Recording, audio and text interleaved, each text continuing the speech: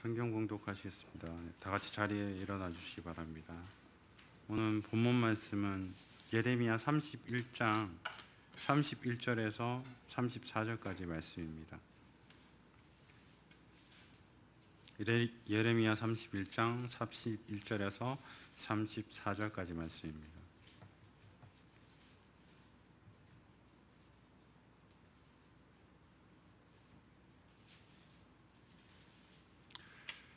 다 같이 봉독하시겠습니다. 여호와의 말이다. 보아라, 그날이 오면 내가 이스라엘 집과 유다의 집과 새 언약을 맺을 것이니 내가 그들의 조상들의 손을 굳게 잡고 이집트 땅에서 그들을 이끌어 내던 때에 그들과 맺은 언약과는 같지 않을 것이다. 그때 내가 그들의 남편이었으나 그들은 내 언약을 깨트려 버렸다. 여호와의 말이다. 그러나 훗날 내가 이스라엘 집과 맺을 언약은 이러하니 내가 내 율법을 그들 속에 두며 그것을 그 마음에 기록하여 나는 그들의 하나님이 되고 그들은 내 백성이 될 것이다. 여호와의 말이다. 그들이 다시는 자기 이웃이나 형제에게 말하기를 너는 여호와를 알아라 하지 않을 것이니 이는 작은 자로부터 큰 자까지 모두가 나를 알 것이기 때문이다. 내가 그들의 악함을 용서하여 다시는 그들의 죄를 기억하지 않을 것이다. 여호와의 말이다. 아멘. 자리에 앉아주시기 바랍니다.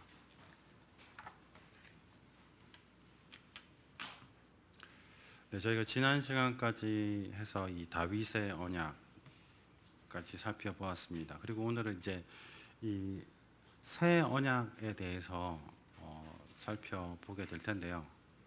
우선 이 새 언약이라는 이 용어가 실상 완전히 다른 책의 그런 방법의 그런 언약이 세워졌다는 이야기를 하는 것은 분명히 아닙니다. 하지만 어쨌든 이 새 언약이라는 이 단어가 사용됨을 통해서 많은 사람들에게 이 언약에 대한 그 오해를 만들게 됐던 그런 요인들도 있는 것을 보게 됩니다. 새로운 언약이라고 해서 이전의 언약과는 완전히 다른 새롭게 맺어졌다는 그런 착각이 사람들에게 있는 것이죠. 이 새 언약은 이전에 맺어졌던 언약들과 분명히 그 밀접한 그 연관이 되어 있습니다. 어떤 면에서 본다면 새 언약이 가지고 있는 요소들이 이전의 언약과 서로 대조되는 것들, 그런 면들이 많이 있기도 하지만 어쨌든 이 새 언약은 이전에 맺었던 그 모든 언약과 함께하는 것이고 또한 그것들을 넘어서 그 안에 포함된 약속들이 이제 실제로 이루어진, 그래서 그 이루어진 것들을 통해서 이후에 어떤 일이 벌어지는가를 바라보게 하는 것이 바로 이 새 언약입니다. 근데 바로 그래서 이 유대인들이 만약에 이 옛 언약들을 잘 살폈다면 이제 새 언약이 이루어질 그 미래에 대해서 올바로 알 수 있었겠죠. 그래서 예수님 당시에 그 유대인들, 그들이 어쩌면 이 베드로전서에서 이야기하고 있는 그 권면을 잘 따라 썼어야 하는 게 아닌가 생각해 보게 됩니다. 그래서 그 말은 곧 베드로전서 1장 10절 그리고 11절에서 이야기하고 있는 것처럼 이 구원에 관하여는 너희가 이 말 은혜에 대해 예언하던 선지자들이 부지런히 조사하고 연구하였다. 그들은 자기 안에 계신 그리스도의 영이 그리스도께서 당하실 고난과 이후에 받으실 영광을 미리 증언하실 때 그 영이 무엇을 가리키며 어느 때를 가리키고 있는지 살펴보았다. 그래서 우리가 지금 이 베드로전서에서 이야기하고 있는 것처럼 우리가 정말 이전에 하나님께서 맺으셨던 그 언약, 그리고 이제 새 언약을 통해서 이루시는 그 하나님의 역사와 그 언약이 어떻게 다른지에 대해서 우리가 면밀히 알고 그걸 구분할 수 있어야 된다라는 얘기를 하고 있습니다. 이전에 그 맺은 언약의 모든 약속은 분명히 이 새 언약이라는 그 아래에서 모두 다 성취가 되어지죠. 그래서 새 언약은 옛 언약과 이 밀접한 관련이 있는 것입니다. 그래서 오늘 이 본문 말씀에서도 분명히 이 새 언약이 어떤 형식으로 또 어떻게 우리에게 이루어지는지를 이야기하는 것을 살펴볼 수가 있습니다. 그래서 이 옛 언약과 새 언약, 그것들이 가지고 있는 동일한 면도 있고 또한 이 다른 점도 있죠. 먼저 우리가 그 옛 언약이나 새 언약의 동일한 면이 있음을 한번 살펴보게 되는데요. 먼저 첫 번째는 당연히 이 구원에 있어서 그 옛 언약이나 새 언약이 동일하다라는 것을 이야기를 하고 있습니다. 그래서 바울 서신서 등에서도 주로 이야기하는 것, 특히나 이 로마서나 갈라디아서 등에서 이야기하는 것처럼 구원에 있어서 옛 언약이나 새 언약이 동일하다라고 말하고 있죠. 그래서 실제적 사역에서도 알 수 있는 거지, 그 구약 시대에서도 성령이 그 사람의 심령에 분명히 작용했고 사람들을 거듭나게 했습니다. 당연히 신약에서도 사람들의 심령의 성령이 역사하셨고 사람들을 거듭나게 하는 그 중세기의 사역을 하고 계심을 동일하게 말하고 있습니다. 그리고 또한 흔히 신약에서 믿음으로 구원을 얻는 줄, 신약에서만 믿음으로 구원을 얻는 줄 알고 그렇게 생각할 수 있지만 그렇지 않다는 겁니다. 하나님께서도 그 아브라함에게 언약을 주시고 이제 아브라함이 그 언약을 믿는 것을 보고 그가 믿으니 이것을 그의 의로 여기셨다라고 분명히 성경에서 말하고 있죠. 그래서 신약에서와 마찬가지로 구약에서도 칭의, 그 믿음을 통해서 그가 의로움을 얻었다라는 것을 동일하게 이야기하는 것입니다. 그래서 이러한 동일성이 옛 언약이나 새 언약 안에 같이 존재한다는 겁니다. 그래서 새 언약은 이전의 옛 언약과 완전히 다른 것이 아님을 우리는 그 하나님의 역사를 통해서 살펴볼 수 있는 겁니다. 근데 오늘 이 본문에서 이 예레미야 31장 31절에서 34절에 약간의 오해를 낳게 할 만한 그런 것들이 보이죠. 그래서 그 오늘 말씀 안에서 살펴본다면 내가 그들의 악함을 용서하여 다시는 그들의 죄를 기억하지 않을 것이다 라고 이렇게 이야기하고 있습니다. 이거는 분명히 해석상의 문제인데 만약 이것을 흑백의 논리로 가져간다면 이제 앞으로 하나님께서 이렇게 하실 것이니까 이전엔 그러면 하나님께서 이렇게 하지 않으신 거네? 라는 식의 그런 논리로 이 부분을 접근하면 우리는 올바른 성경을 바라보는 시각으로 나아갈 수 없는 것입니다. 오늘 본문을 이제 살펴보면 앞으로 있을 새 언약 하에서 죄를 기억하지 않을 것이라 하는 것을 보게 됩니다. 그런데 우리가 기억하는 부분은 구약에서도 분명히 하나님께서 그 죄를 사하셨죠. 그런데 하나님이 새 언약에 하에서 죄를 사하신다는, 그럼 이 말은 어떤 것을 의미하는 것일까? 그것은 이 새 언약과 옛 언약에서의 죄 사함에 대한 어떤 차이를 말하는 것인데 이것은 하나는 실제적이거나 다른 하나는 예표적인 것, 그 차이를 말하는 것이라고 우리는 확인할 수 있습니다. 그래서 두 언약은 근본적으로 다르게 단절된 것이 아니라 하나의 언약으로 연결되어 있다라는 겁니다.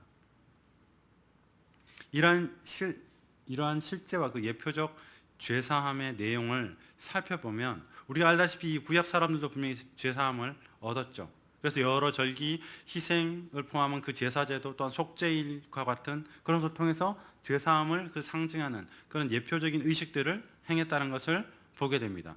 하지만 그 옛 언약 아래서 그런 차이점은 속죄일이 정기적으로 매해 돌아왔죠.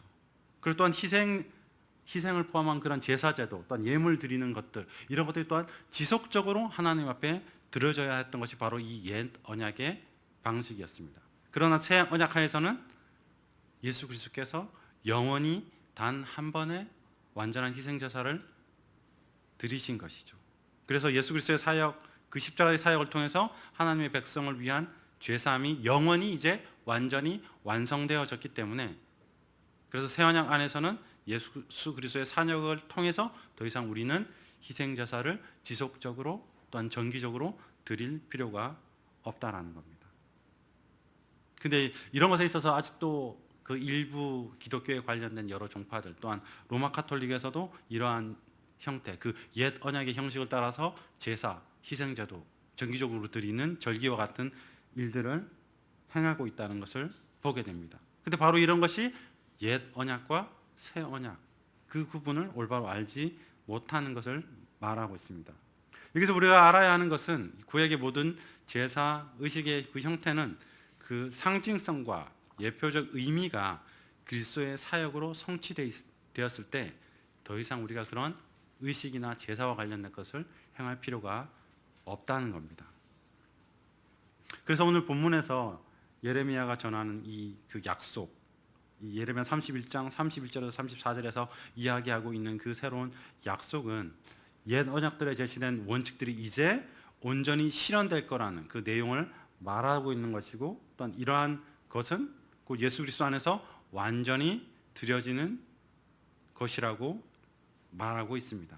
그래서 앞서 말한 것과 같이 로마 가톨릭이나 제7일 안식교 또한 몇몇 다른 종파에서는 이러한 옛 언약과 새 언약의 차이를 구별하지 못하고 올바로 이해하지 못하기 때문에 아직도 그들의 모임, 그들의 예배 안에는 이러한 구약의 제사적인 요소들이 남아 있는 것이죠. 근데 여기서 좀 우리가 보면서도 안타까운 것들은 실상 우리가 소속되어 있는 이 개신교라고 하는 이 단체, 이 그런 모임 안에서도 잘못된 관점 또한 잘못된 교리적 그런 지식으로 인해서 옛 언약 아래서의 구원과 새로운 언약 아래서의 구원을 오해하고 잘못된 방향으로 나아가는 것을 종종 보게 된다는 겁니다. 그래서 흔히 우리 자주 발견하게 되는 것은 그 세대주의 관점이 있죠. 그들은 이 구약의 율법을 지킴으로 구원을 얻고 신약의 원리 안에서는 오직 믿음으로 구원을 얻는다는 식으로 이것을 딱 양분해서 옛 언약, 새 언약. 옛 언약은 행위가 있어야 되고 새 언약은 믿음이 있어야 되고 이런 식으로 바라보는 사람이 지금도 여전히 존재한다는 겁니다. 근데 이러한 것들도 이제는 어느 정도 잘못되었음을 알고 옛 언약은 행위, 새 언약은 믿음 이런 양분적으로 이야기하는 것은 올바른 것이 아니다 라고 해서 이것에 대해서 이제 벗어나서 또 올바로 가려고 하는 그런 생각들과 흐름들이 있습니다. 근데 여기서 사람들이 온전히 돌이키면 좋겠지만 그렇게 하지 않고 이렇게 또 다른 타협점을 만들어가는 그런 시각들이 있음을 보게 되죠. 근데 그래서 그들이 만들어내는 그런 새로운 관점은 이제 구약에서의 행위만 이야기한다는 것은 분명히 잘못된다는 것을 알기 때문에 그렇게만 이야기하지 않고 행위 그리고 믿음도 있었어야 된다. 그래서 구약에서는 행위와 믿음, 신약에서는 믿음으로만 이런 식으로 또 그 타협점을 찾아가면서 자신들의 교리 또한 자기들이 알고 있는 기준을 바꿔서 말하는 것을 보게 됩니다. 근데 이렇게 올바른 교리와 올바른 신앙으로 나아가지 못하는 그런 부분은 이러한 주장을 하는 사람들이 바로 하나님에 대한 올바른 지식을 가지지 못했기 때문일 것입니다. 먼저 하나님께서 이 의롭다 여기시기 위해서는 분명히 그렇게 구원하시기 위해서는 그들의 의로움이 하나님 보시기에 합당한 모습이어야 되겠죠. 그래서 이 측면에서 믿음과 행위를 같이 필요하다. 그래서 옛 언약 안에서는 믿음과 행위가 같이 필요하다라는 식으로 이야기하는 그 분들은 인간의 행위를 하나님께서 받으실 만한 의로움이다라고 생각하는 것이겠죠. 반면 믿음만을 이야기하는 쪽에서는 우리의 행위는 결코 하나님이 보시기에 받으실 만하거나 의롭거나 아름다운 그런 것이 아니라는 것을 올바로 알고 인정하는 사람들인 겁니다. 그럼 과연 구약이나 신약에서 인간의 행위가 구원을 받을 만한 것으로 인정되어 줄 수 있는가를 살펴봐야 되겠죠. 그래서 인간의 행위가 과연 하나님 앞에 받아들여지는가?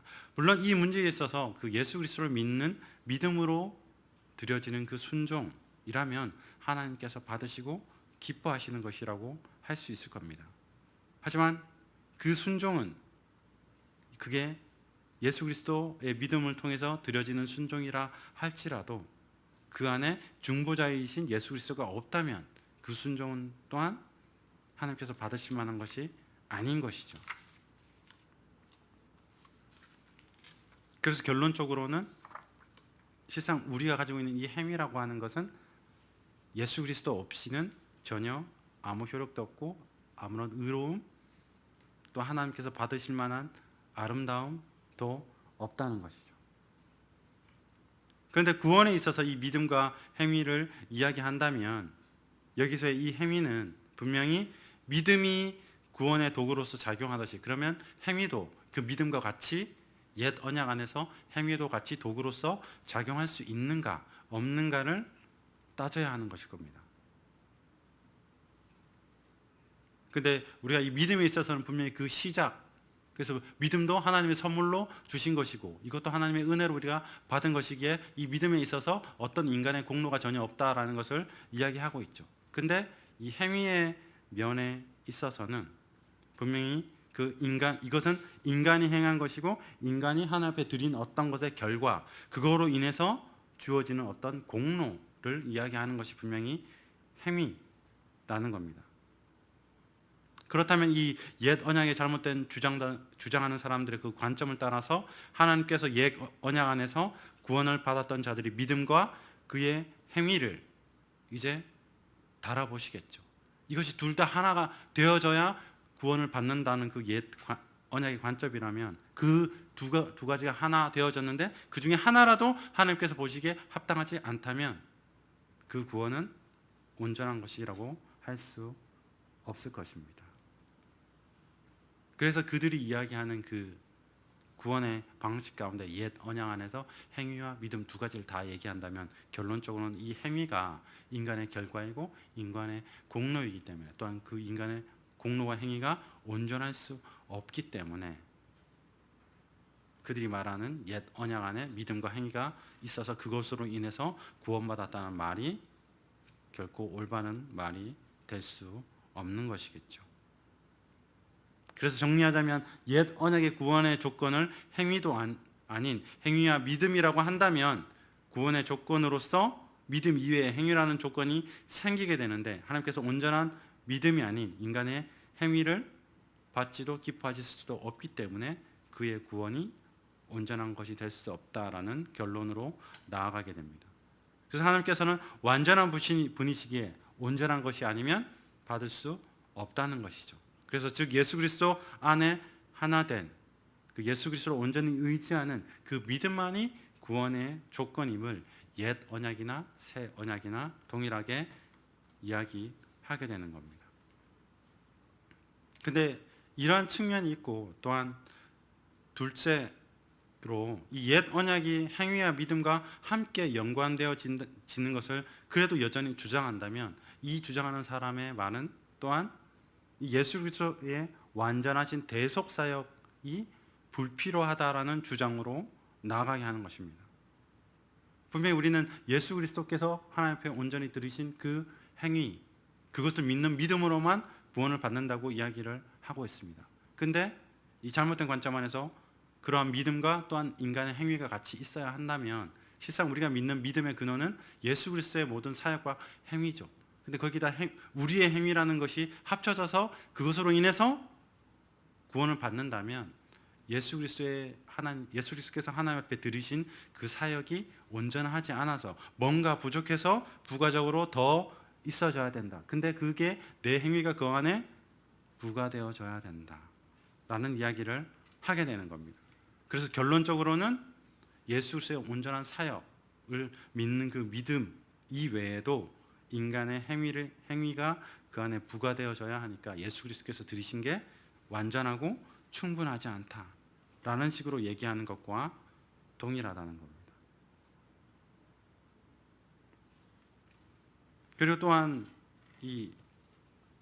여전히 옛 언약 하에서 믿음과 행위라는 그 관점을 누군가 주장하고자 한다면 이 사람은 바로 하나님이 이루신 그 구원의 방식이 옛 언약 아래서는 행위와 믿음이었고 새 언약 안에서는 믿음이다라는 식의 원리를 이야기하는 것을 통해서 하나님의 속성을 뒤바꾸는 이야기를 하게 되는 것이죠. 하지만 우리가 분명히 알고 있는 것처럼 하나님께서 이루시는 원리는 구약 옛 언약이나 새 언약이나 다르지 않습니다.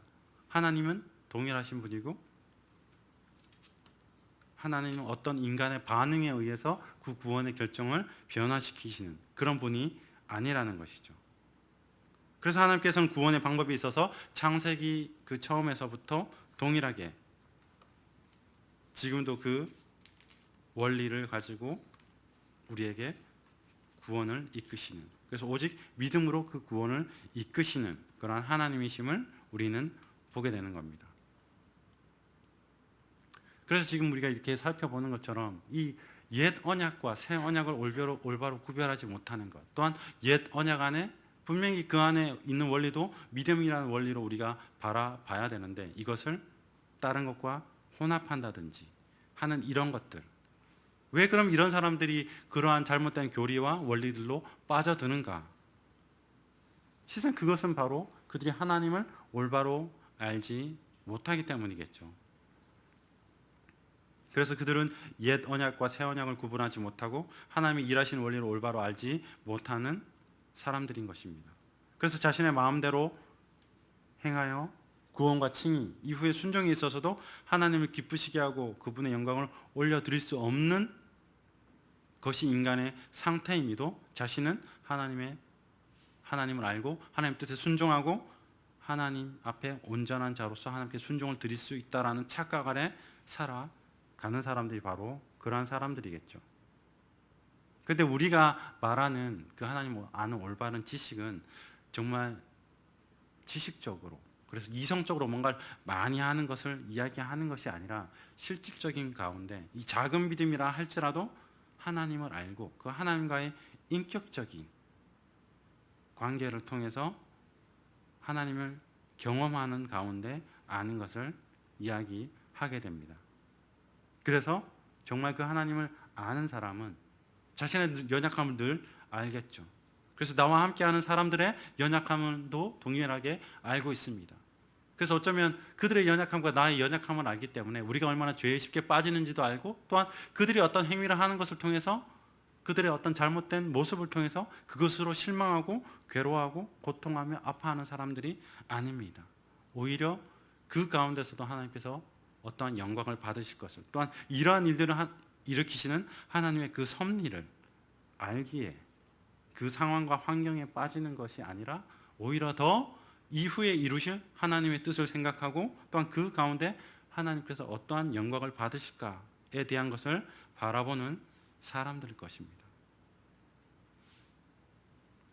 그래서 이러한 사람들은 그 자기 어떠한 하나님의 뜻을 알았다고 하더라도 그것을 주구장창 무조건 밀어붙이는 사람이 아니라 오히려 자신 안에 그 양심 또한 자신 안에 그 마음 그 생각의 의도를 자주 점검하면서 혹여나 내가 이전에 했던 판단들이 내 중심적이었고 또한 하나님 보시기에 합당하지 않은 것이 아니었는지 늘 점검하는 사람들이 바로 하나님을 올바로 아는 사람들이라는 겁니다. 왜냐하면 하나님께서 늘 그들의 양심과 그들의 마음, 그들의 생각을 다스리시고 또한 그들을 움직여가는 그냥 지식 속에 있는 하나님이 아니라 그들의 마음과 생각에 함께 하시는 그런 하나님이시기 때문입니다. 그래서 우리가 이 옛 언약의 원리를 아는 것 또한 새 언약의 원리를 아는 것 물론 이런 것들도 중요하고 꼭 필요한 일이기도 하지만 무엇보다 내가 작은 일에 하나님 앞에서 충성하고 그러한 것들에 순종하는 자로 살아가는가 내가 내 신앙에 있어서 올바른 점검을 하는 가운데 살아가고 있는가 그러한 것들이 또한 우리의 삶에 있어서 너무나 중요하다는 겁니다. 그래서 우리가 이 시간 같이 기도했으면 하는 부분이 분명히 이 하나님께서는 이 옛 언약의 모든 내용들을 새 언약으로 성취하시고 그 성취를 예수 그리스도의 그 사역 가운데 이제 우리에게 주시고자 하고 또한 우리를 그 가운데 이끄시고자 하고 계시죠. 그래서 우리의 삶에 있어서 이제 옛 언약의 그 원리에 붙잡히지 않고 그 하나님과의 올바른 관계 가운데 그 새 언약의 참된 유익을 누리는 자들로 그러한 성도들의 공동체로 살아가게 해달라고 다 같이 기도하는 시간 갖겠습니다. 오늘 우리가 지금 보고 있는 것처럼 우리가 그 언약에 대해서 이 두 가지로 나눠서 이야기를 하고 있죠. 그래서 새 언약과 옛 언약 이렇게 나눠서 이야기를 하고 있습니다. 근데 우리가 이전에도 이런 원리로 두 가지 언약으로 나눠서 이야기한 것이 있습니다. 그래서 행위 언약과 은혜 언약이라는 이 두 가지 원리로 나눠서 구분했던 것이 있죠. 근데 오늘 이야기하고 있는 이 옛 언약과 새 언약은 이 행위 언약은 옛 언약이고 은혜 언약은 새 언약이다. 새 언약이다라는 것과 동일한 원리로 바라볼 수 있는 것은 아닙니다.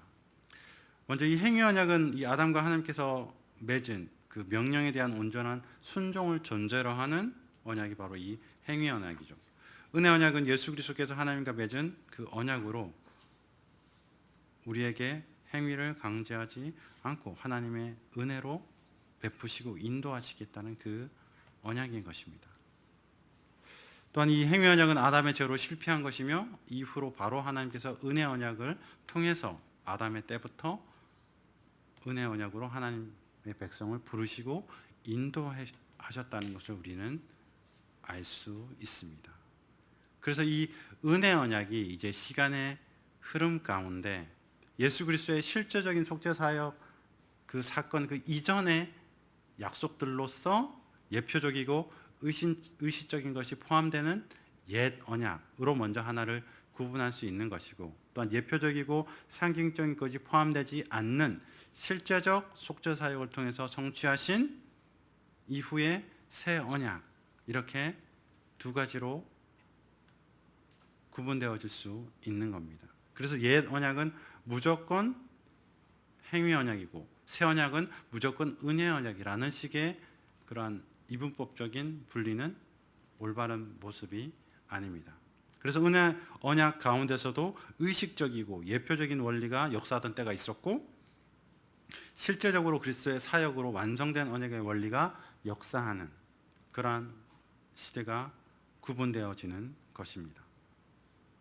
그런데 그러면 이제 이 새 언약이 어떻게 시작되어졌을까라는 것을 한번 살펴본다면, 물론 이 새 언약은 단연히 하나님께서 그 이전의 은혜 언약으로부터 은혜 언약 안에서 그 옛 언약의 예표로서 하나하나 그러한 앞으로 있을 언약이 어떻게 이루어질 것인지에 대해서 계시로서 조금씩 알려주시는 그 옛 언약 안에 물론 다 포함되어져 있기도 합니다.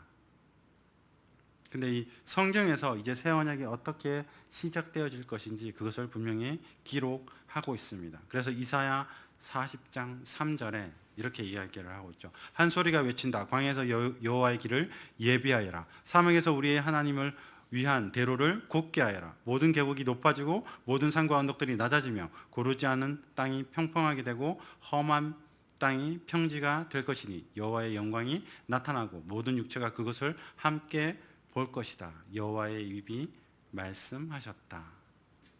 근데 이 성경 구절 우리가 익히 알고 아마 들어왔던 구절일 겁니다.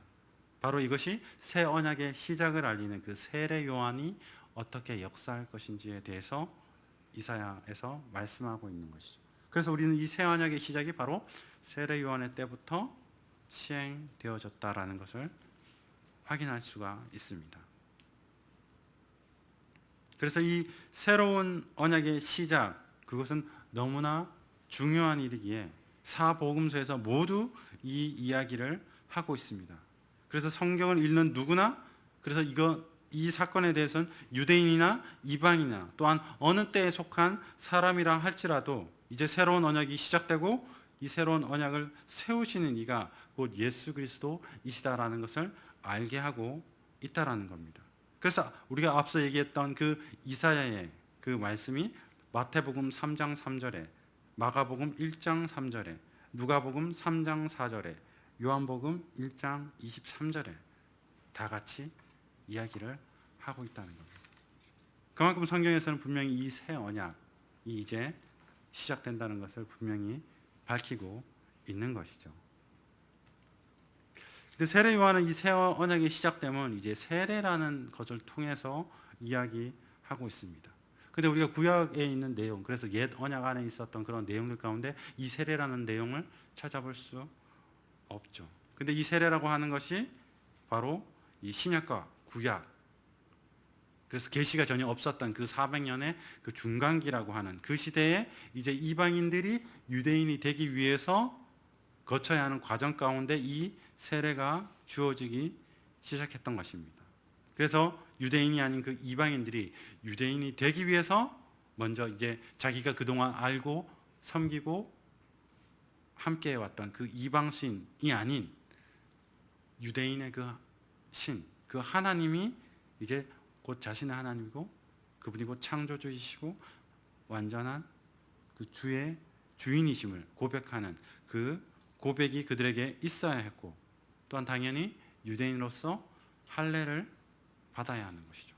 또한 그것에 부가적으로 이제 이 세례라는 의식이 그 이방인들에게 주어졌던 것입니다.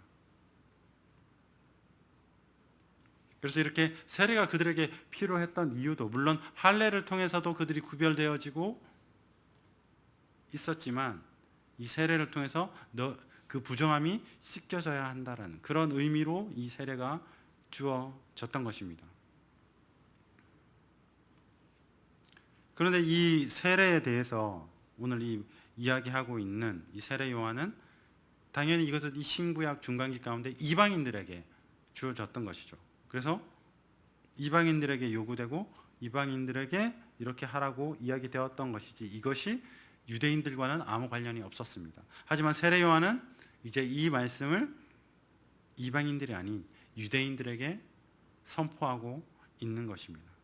그래서 유대 지도자들은 아마 이것이 이러한 말씀, 그 세례 요한이 전하고 있는 그 선포가 너무나 불쾌했겠죠. 왜냐하면 우리는 유대인이고 우리는 아브라함의 후손으로서 하나님께 언약을 받은 자손들, 그래서 아브라함의 하나님, 이삭의 하나님, 야곱의 하나님을 알고 있는 그 언약의 백성이 바로 우리이기 때문에 우리는 감히 어떻게 부정한 자라고 우리가 인정받을 수 있는 것인가. 우리는 분명히 선한 백성이고 하나님의 택하신 백성이기 때문에 우리는 구별되어졌고 정결한 자이기 때문에 우리 때문에 우리는 이 세례가 필요하지 않다라고 아마 이 유대인들이 생각했겠죠. 근데 바로 여기서 이 세례 요한과 이 유대인들의 지도자들이 가지고 있는 그 관점이 서로 달랐기 때문에 이러한 모습이 나타나는 것이겠죠. 세례 요한은 이 세례를 행하는 것이 곧 새 언약의 관점에서 너무나 필요한 것이고 이것이 마땅한 것이다라는 것을 알고 있었던 것이고, 유대인들의 지도자들은 여전히 옛 관점, 그 옛 언약의 관점에서 자신들을 바라보고 자신들을 판단했기 때문에 세례라는 것이 필요 없다라고 여긴 것이겠죠.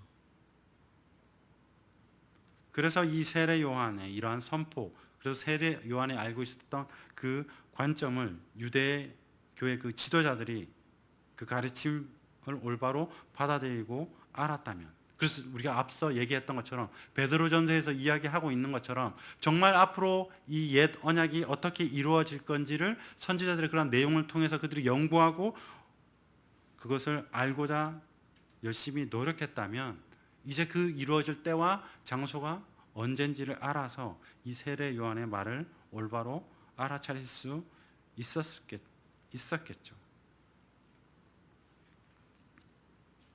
하지만 분명히 유대인의 지도자들은 이 이사야의 말씀에 대해서 올바로 받아들이지 않았을 것입니다. 하지만 세례 요한 이것에 대해서 올바로 알고 있었기에 이제 천국이 임박했음을 그들에게 선포하면서 그들의 죄를 회개하는, 정결케 하는 그 세계를 너희들이 받아야 한다라고 오늘 이 내용에서처럼 선포하고 있는 것입니다.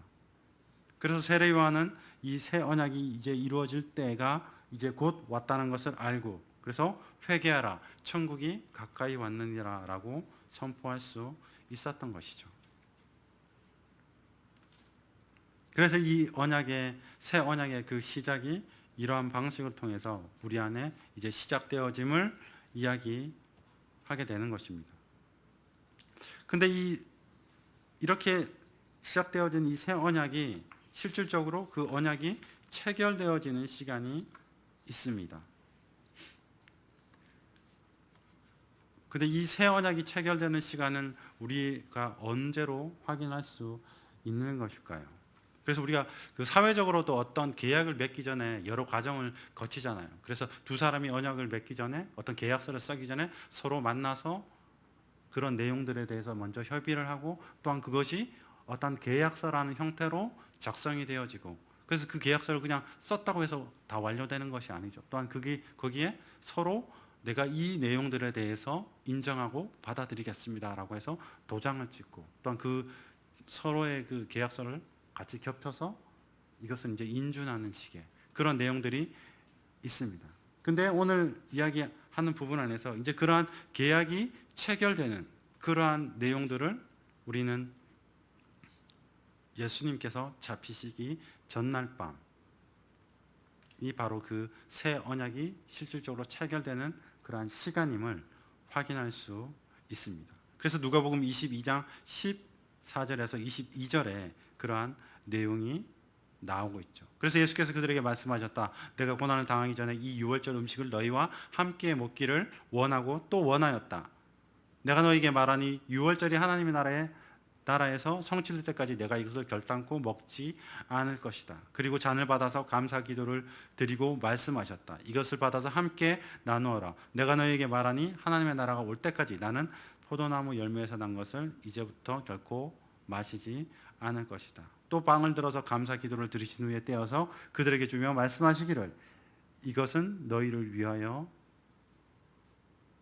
주는 내 몸이니 이것을 행하여 나를 기념하라 하시고 저녁을 드신 후에 잔도 그와 같이 하시며 말씀하셨다. 이 잔을 너희를 위하여 흘리는 내 피로 세우는 새 언약이다. 그래서 예수 그리스도의 이 성만찬 그 제정이 바로 새로운 언약이 이제 올바로 체결되어지는 바로 그 때임을 우리는 확인할 수 있습니다. 그래서 어쩌면 예수님께서 이 유월절 그 때를 바로 이 언약을 체결하는 때로 정하시고 싶었던 그 이유도 이 유월절을 지키는 그 과정을 통해서 그 유월절의 의미, 그래서 애국민의 자녀들을 징벌하고 어린 양의 피로 바른 그 하나님의 백성의 집을 넘어가졌던 그 밤을 기념하는 예식, 그 가운데 하나님은 이 일을 이제 이스라엘 백성이 기억하며 매년 기념한 것을 이 언약의 백성들에게 분명히 명하셨죠. 그래서 예수님도 그 유월절에 대해서 알고 있었습니다. 그래서 바로 여기서 이 예수 그리스도께서는 바로 그 어린 양의 피, 그 하나님의 진노로부터 벗어나게 하는, 그래서 그들이 살게 되듯이 이제 나의 피 흘림을 통해서, 그래서 이 포도장과 같은 나의 피 흘림을 통해서 너희가 하나님 앞에서 진노를 받지 않게 될 것이다. 그리고 이것이 이제 새로운 언약이다 라는 것을 그들에게 말하고자 하셨을 겁니다. 그래서 바로 이 유월절이라고 하는 그 날에 그들이 기억하고 있는 이전에 그 언약을 이제 새로운 언약으로 말씀하시던 때가 바로 이때이겠죠. 그래서 예수님께서는 전통적으로 해가던 예식 도중 이것을 이제 새롭게 새 언약으로 바꾸셨습니다. 그리고 떡과 포도주가 자신의 몸과 피를 각각 가리킨다고 하시면서 새 언약을 선언하시고 세우신 것이죠. 그래서 바로 이때부터 이제 새 언약이 우리가 세워졌다라는 것을 알 수가 있습니다. 근데 제가 아까 말씀드렸던 것처럼 이러한 과정이 어떠한 언약을 서로 얘기하고 이것이 언약의 내용을 체결하는 그런 내용일 수 있지만 이것을 완전히 이제 도장을 찍고 인준하는 과정과는 또 약간의 차이가 있는 것입니다. 그래서 다음날 예수님께서 십자가의 피 흘리심을 통해서 이제 그 언약이 세워지고 실질적이고 확정적으로 동의하신 것임을 우리가 알 수 있죠. 그래서 모든 하나님의 백성을 위한 언약이 완벽하고 단 한 번인 그리스도의 희생을 통해서 이제 새롭게 세워지신 것은 바로 그 그리스도의 죽음을 통해서 임을 알 수 있습니다.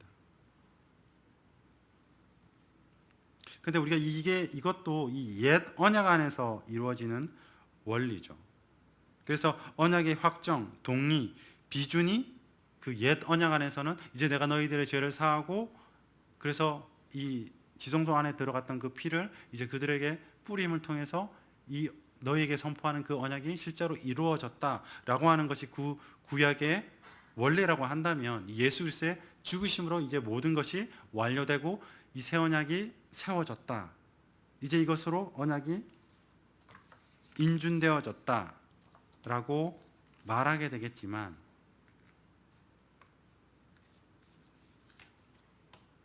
하지만 이 예수 그리스도의 언약은 이제 이것으로 완료되는 것이 아니라는 것입니다. 그 이후에 예수 그리스도의 오히려 그 부활이 더 확실히 이 언약이 실질적으로 완성되어졌고 온전히 인준되어졌다라는 것을 이야기하게 됩니다. 그래서 예수 그리스도께서 부활에 의해서 이 언약이 확연하게 드러나게 되는 것이죠. 그래서 성경에서도 사도행전 2장 23절에서 24절에 하나님께서 정하신 계획과 미리하심을 따라 내어주신 그분을 너희가 법이 없는 자의 손으로 빌려 못 박아 죽였으나 하나님께서 사망의 고통을 풀어 그분을 살리셨으니 그분께서 사방에 매여 있을 수 없었기 때문이다. 그래서 분명히 성경에서 예수 그리스도께서 사망에 매여 있을 수 없었다라고 이야기하고 있습니다. 주님의 부활을 통해서 우리의 죄가 사함을 받고 의롭다 인정을 받는 것이죠. 그래서 우리에게 새 생명이 주어지고 우리의 신분이 더 이상 땅의 신분이 아니라 예수 그리스도의 승천을 통해서 이 땅에 속한 사람들이 아니라 하늘에 속한 자가 되어졌음을 알게 하는 겁니다. 그래서 이렇게 예수 그리스도의 그 언약은 시작되어졌고 또한 그 언약의 내용들이 우리에게 주어지고 그 언약이 체결되어지고 이제 완전히 인준되어져서 실제로 그 언약이 우리에게 적용되어지는 것임을 이 바로 예수 그리스도의 모든 사역이 하나하나 이야기하고 있다는 겁니다. 그래서 예수 그리스도가 십자가에 매달리시고 하나님의 진노를 받고 죽음을 당하시고 또 그의 피가 우리에게 흘려지고 예수 그리스도께서 부활하시고 또한 승천하심을 통해서 이 언약이 정말 이루어졌다라는 것을 알게 된다는 겁니다.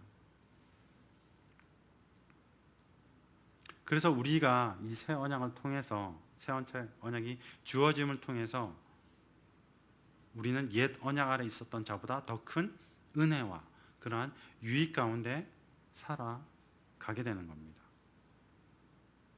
그래서 이 새 언약이 우리에게 주는 그러한 특성들이 있죠.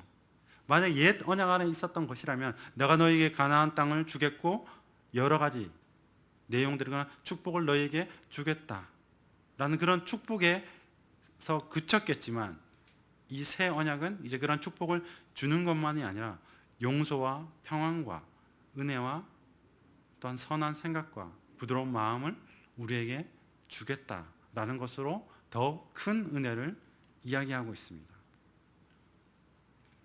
그래서 먼저 이러한 언약의 유익성들을 우리가 몇 가지로 나누어서 한번 살펴본다면 먼저 이 우리에게 그 맡은 바 임무를 먼저 자원해서 충성하도록 하시겠다라고 말씀하고 계십니다. 그래서 내가 나의 법을 그들 속에 두며 그 마음에 기록하겠다라고 분명히 하나님께서 말씀하셨죠. 그래서 이것은 어떤 새로운 법을 주겠다라는 의미가 아니고 그래서 이것은 그리스도께서 내가 율법을 폐하러 온 것이 아니라 완성하러 오셨다라는 것의 대답이면서 그것은 곧 이제 돌판에 새겼던 그 율법이 아니라 이제 내가 너희의 마음에 그 율법을 새기겠다라고 하는 그 일을 행하신다는 겁니다. 그래서 하나님께서 우리의 마음에 그 하나님의 법을 새겨주신다면 우리는 이제 그것이 우리가 동떨어진 어떤 돌판 아니면 어떤 책에 있는 것이 아니라 우리의 마음에 있기 때문에 이것이 곧 우리에게 더 쉽게 적용되겠죠. 그래서 그 말씀, 그 하나의 법이 곧 나와 하나 된다라는 것을 의미하는 것입니다. 그래서 우리가 어떤 하나님의 뜻을 이제 행하고자 한다면 이전보다는 더 쉽겠죠. 왜? 어떤 명령으로서 나를 압박하는 것이 아니라 그 하나님의 법이 곧 내 생각이고 내 마음이고 내 뜻과 연합되어져 있기 때문에. 그래서 우리의 마음과 같고 우리의 마음에 가까이 이 말씀에 있기 때문에 우리는 당연히 이 하나님의 법을 사랑하게 되고 그것에 복종하는 그런 마음이 자연적으로 우리 안에서 우러나게 나게 되는 것이겠죠. 그래서 궁극적으로 우리가 하나님의 그 말씀에 잠언하는 자들로서 살아가게 하시는 것이 바로 이 새 언약의 큰 유익 중에 하나인 것입니다. 그리고 또한 하나님께서 이 두 번째로 주시는 그 유익은 바로 하나님 그 자신과 이 우리의 관계를 이제 더욱더 친밀한 관계로 이끌어 가시겠다라고 말씀하십니다. 그래서 이 새 언약 가운데 나는 그들의 하나님이 되고 그들은 내 백성이 될 것이다. 이것은 곧 하나님은 그들을 모든 일에 있어서 충족한 분이 되실 것이다. 그래서 하나님에게 충성스러운 백성이 되게 하시겠다라는 이야기를 하고 계십니다. 그래서 분명히 이 약속은 하나님께서 우리를 그 은총에 의해서 하나님의 백성으로 삼으시겠다라는 말을 하고 있는 것이죠.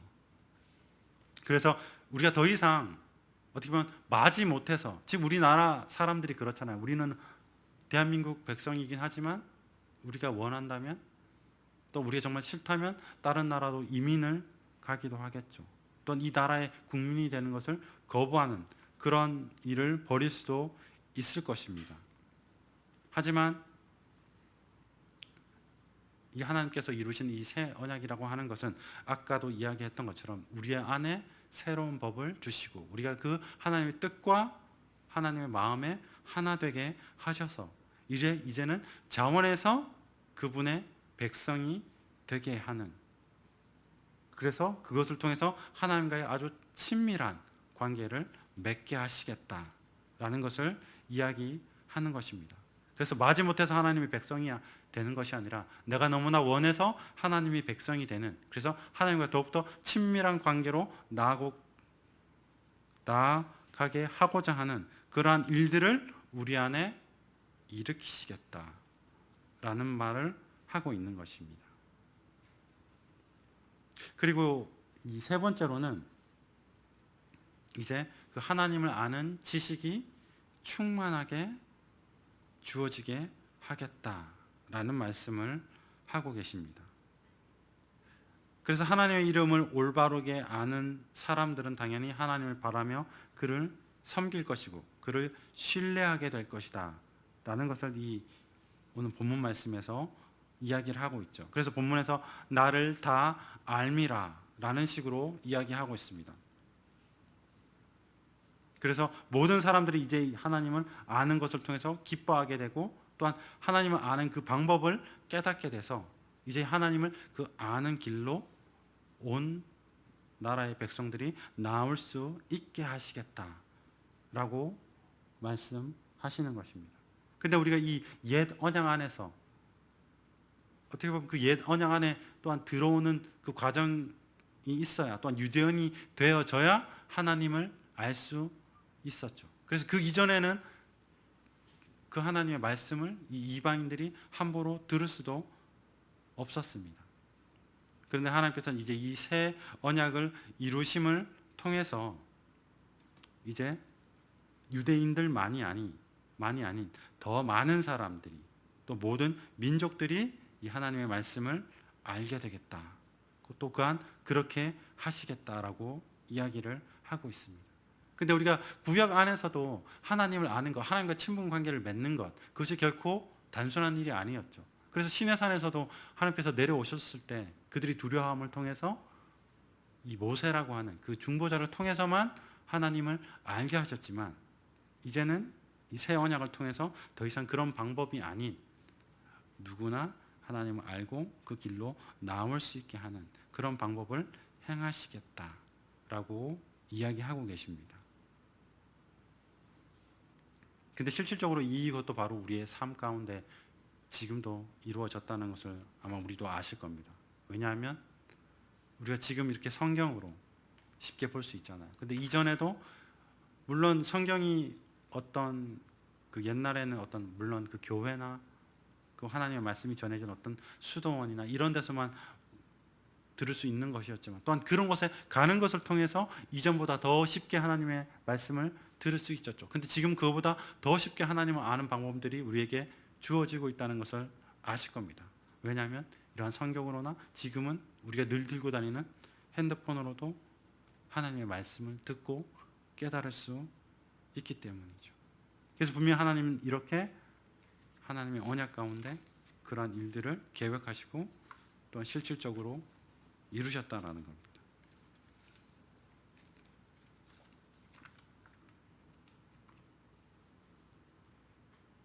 그리고 이 네 번째로 이 새 언약을 우리에게 주심을 통해서 우리에게 베푸시는 그 유익은 바로 내가 그들의 죄를 사하겠다라고 하는 것을 통해서 알 수 있습니다.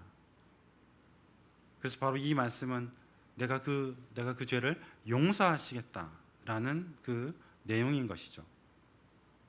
근데 이것은 곧 내가 너희들에게 더 이상 죄를 묻지도 따지지도 않는 그러한 하나님으로 내가 너희와 함께 하겠다라는 것을 의미하는 것은 분명히 아닙니다. 여기서 내가 다시는 너희의 죄를 기억하지 않겠다라고 하는 것은 오히려 그 이전보다 그 은혜의 축복이 우리에게 더 크게 베풀어질 거다라는 것을 이야기하는 것입니다.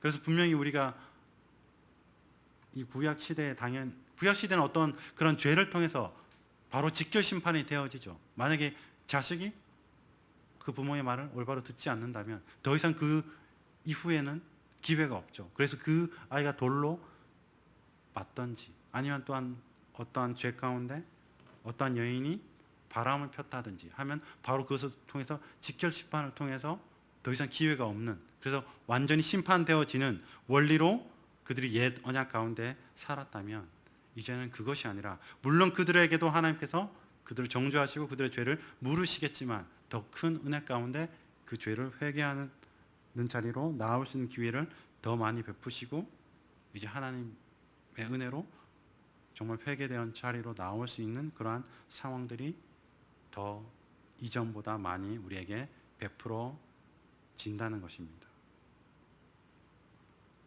그래서 우리가 이러한 은혜 가운데 또한 올바로 알아야 되는 것도 이 죄가 있다면 이것이 곧 하나님께서 우리에게 사랑을 베푸시고자 하시지만 우리가 죄를 짓고 있다면 하나님의 그 사랑이 이 죄로 인해서 가려지는 것이고, 또한 하나님께서 우리에게 용서와 자비를 베푸시고자 하지만 우리가 또한 죄 가운데 있다면 하나님의 그 자비와 용서가 우리에게 주어질 수 없다라는 겁니다.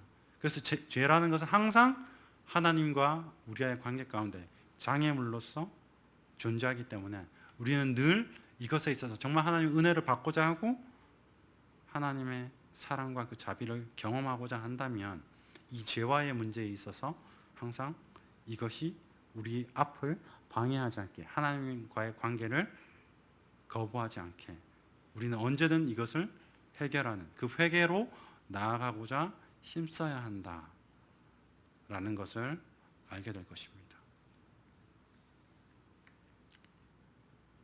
그래서 오늘 저희가 이 말씀을 들으면서 알 수 있는 부분이 분명 하나님께서는 이 새 언약이라는 것을 통해서 우리에게 더 큰 은혜와 더 큰 유익을 주고자 하십니다.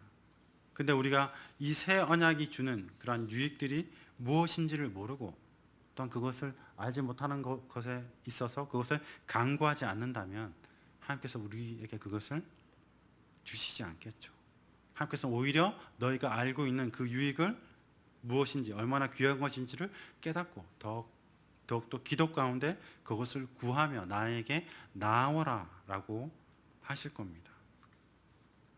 그래서 오늘 우리가 이 시간 다 같이 기도하고 이제 마칠 때인데요.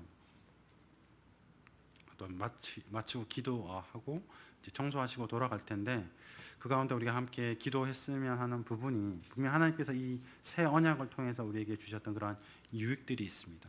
그 유익이 무엇인지를 알고 그것을 방치하는 것이 아니라 그 유익을 정말 가질 수 있도록 또 간구하는 자들로 나아갈 수 있게 하시고 또한 그런 공동체로 살아갈 수 있게 하나님께서 인도하시기를 같이 기도하고, 또 이제 이 명절이 이제 다음 주입니다.